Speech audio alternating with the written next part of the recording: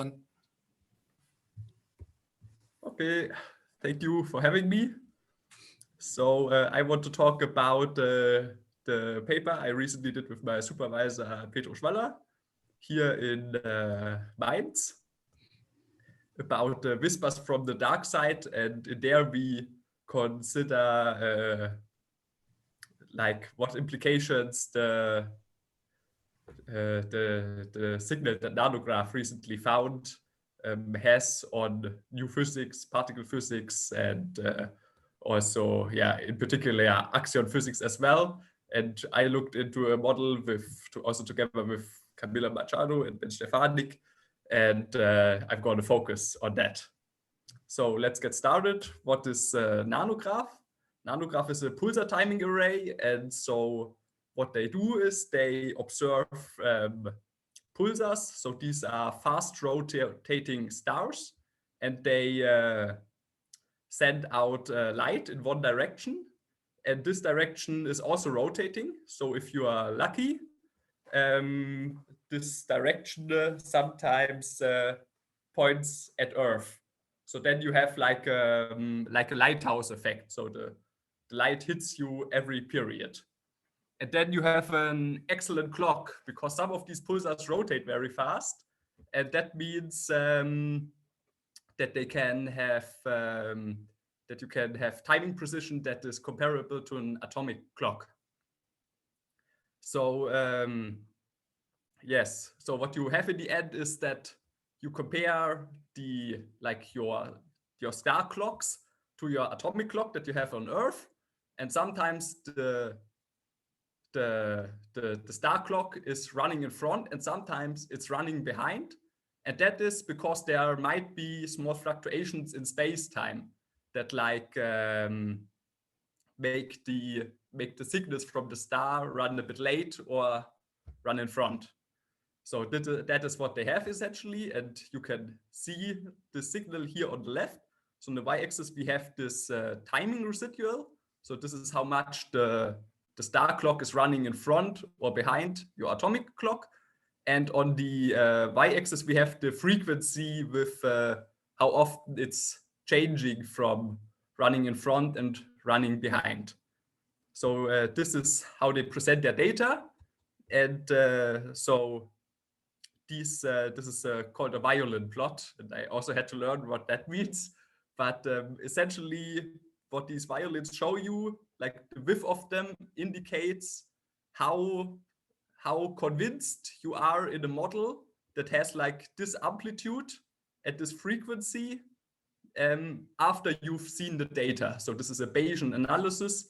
So this is like the posterior probability. And like the main result is like that these violins, they don't continue down here towards what would be a zero residual, like the ones over here. So this means that you have that you are very confident in seeing such a signal as I just described. So why are they a bit hesitant to claim the detection of gravitational waves? Well, they haven't seen the spatial correlations that you would expect from a gravitational wave, because the gravitational wave has spin 2, so it's of quadrupole nature.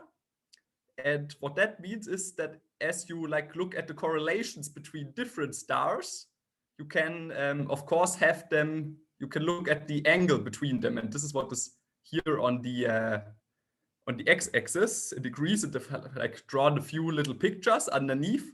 So let's consider this one gravitational wave here. So the gravitational wave is running into the screen, and it's a plus polarization. So that means a circle of test particles will be deformed into an ellipsis that is at first stretched, compressed along the x-axis, and then half a period, so this is the solid black line, and then half a period later, it's stretched along the x-axis. So this is this dotted black line.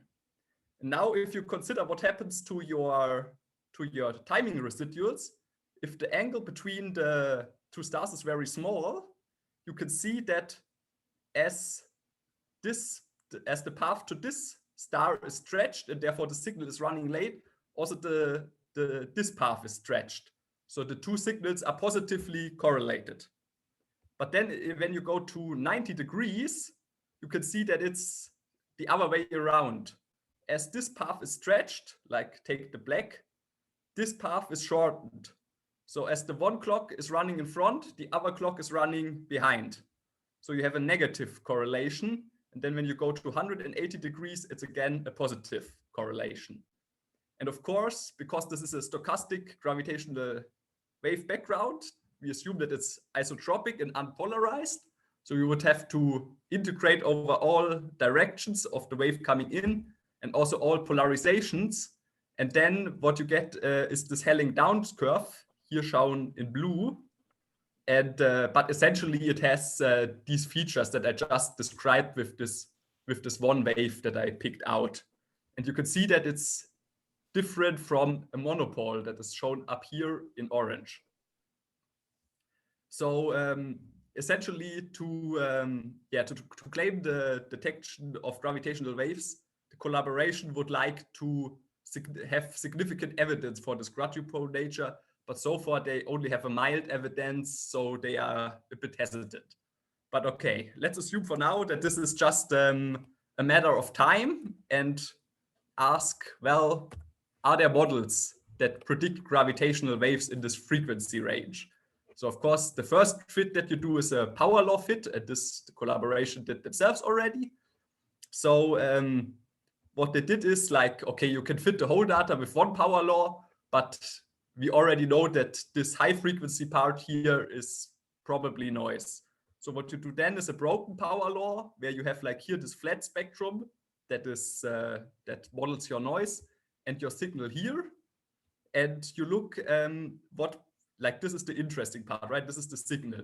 So this is characterized by an amplitude at a pivot frequency that is here taken to be the frequency of 1/1 year. And you also have the slope here parameterized by gamma. And then over here you can see the 1 and 2 sigma ranges for these models. And you can see that like doing this complicated broken power law is the same as just fitting the first 5 frequency bins with one power law. And then what about models? Well, the most obvious model is, or like the most likely one is that the signal is generated by supermassive black holes. And this predicts a slope of this gamma being 13/3. And you can see this is just here on the boundary of the 1 sigma regions for this broken power law, or this power law fitted to the first 5 frequencies. And this is of course most likely because we already know that supermassive black holes exist. There was just a Nobel Prize given for their detection. So this seems most plausible. So this was all astrophysics. But what can we learn for particle physics, or especially since we're in the Axion Institute, about axions? Well, you can fit primordial. You can also try to explain this data with primordial sources. And we focused on sources that correspond to a specific event. So for example, a phase transition takes place at a specific transition temperature, and it has no like very long scaling behavior like inflation would, or string networks or something. So also this Audible Axion model has this feature, and these models come with peaked spectra. So you can see as the data is very much scattered right now, pretty much any model that can predict this amplitude here will give you a more or less adequate fit of the data. And then here on the left, I give like a typical like the parameter space here, for example, for this Audible Axion model. And it has 2 main parameters, that is the axion mass and the decay constant. And the mass controls the frequency at which this peak sits, and the decay constant controls the amplitude at this peak. And for the phase transitions, you would have corresponding parameters like the transition temperature, and then something that controls the magnitude of the signal, like the energy release alpha. Okay, but let's focus on the Audible Axion. So what can we learn? So we see here in the parameter range, we not only see the 1 and 2 sigma regions, we also see existing constraints. And one is that the decay constant shouldn't be bigger than the Planck mass, because otherwise we would have a period of inflation. And we also have this ineffective bound. This comes from the fact that in order to emit gravitational waves, you need enough energy. Energy is kind of the source, characterizes the source strength of the of your gravitational wave source. So you need to have enough of it. And of course, any form of energy density will also give you an imprint at late times. So this is where this ineffective bound comes from. It measures the amount of radiation radiation-like energy density, and it's measured by CMB or BBN. So what you can see is, well, first of all, you can see that there's only a small parameter range consistent with this bound that explains the NANOGrav data. And okay, so you can see our model could explain the data, but if you are not as positive as my supervisor and maybe say, this doesn't seem too likely, then you can still learn something. And that is because now you have a new bound on the model. And that is above this green region here, you're overproducing gravitational waves. So therefore, you can also interpret this as a bound on the model. And you can see that the bound is starting to become competitive with this traditional bound that we have on an effective. So once these pulsar timing arrays progress into becoming more sensitive, this will give the strongest bound on such models. So this is exciting already. So now I want to take a quick detour and look at this Audible Axion model in a bit more detail. And it's constructed in such a way that we have an axion where the abundance is created through the misalignment mechanism. So that just means that after inflation, we have a homogeneous axion field that is pinned up here away from its minimum by some order 1 misalignment angle. And once the Hubble drops below the mass, it starts oscillating and behaves like dark matter. And additionally, we have a dark photon that couples in the typical axion way here through this coupling with the field strength and the dual. And what this coupling does is it modifies the dispersion relation of the dark photon as the axion velocity is non-zero. So you can see that here for some range of momenta, the frequency squared becomes negative for 1 helicity at a time. And that means when the frequency squared is negative, instead of propagating, you're exponentially producing this dark photon. So this is what depicted here. So as the axion starts rolling, you have a non-zero velocity, and therefore you have this exponential instability, and you produce the dark photon. And how does this lead to gravitational waves? Well, now you have these dark photons with non-zero momenta, and when you go back to position space, this means you have a spatially varying dark electric and magnetic field. And as you can imagine, this also means that we have fluctuations in the energy density. So here you can see cut through the XY plane, and you see one time right before the dark photon is produced and then afterwards. And you can see the buildup of these energy fluctuations, and associated to this is anisotropic stress. And the anisotropic stress is what sources the gravitational waves that eventually NANOGrav or other experiments might pick up.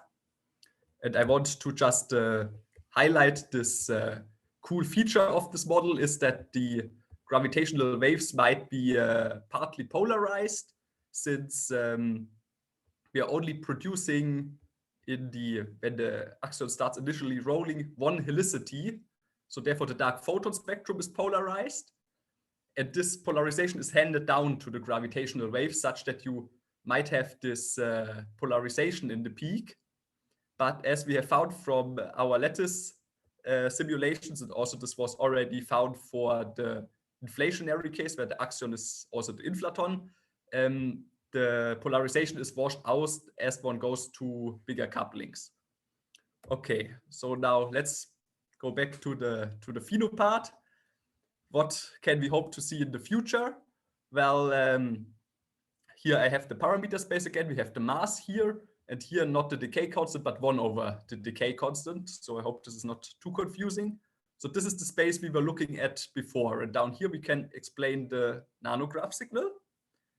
But here you can see already as the pulsar timing arrays get better, and this SKA is a very advanced pulsar timing array, we will be able to probe a much bigger parameter space of this axion model. And this search might be complementary to traditional searches that find the axion through coupling to the standard model. And we can also go through to other detectors. So at higher frequencies, we have a load of detectors, so-called interferometers, and these can find gravitational waves at higher frequencies, and this also corresponds in our case to a higher axion masses. So also here, very excitingly, we could find the axion where it's not possible to find it in any other way because the couplings are so suppressed due to the big decay constant. And here I have a close-up of the parameter space. So you can see with these future experiments, we can test parameter space that is not constrained so far. So here you have the end effective bound, but now you can see there's large amounts of parameter space being explored by these experiments that is not constrained so far. There's also the possibility to produce in some of this parameter space to have vector dark matter if the dark photon is heavy. And one might be able to pick out the polarization. So this is, as Valerie and some collaborators pointed out, one can also find polarization in these planar detectors just because they are moving at a peculiar velocity with respect to the cosmic rest frame.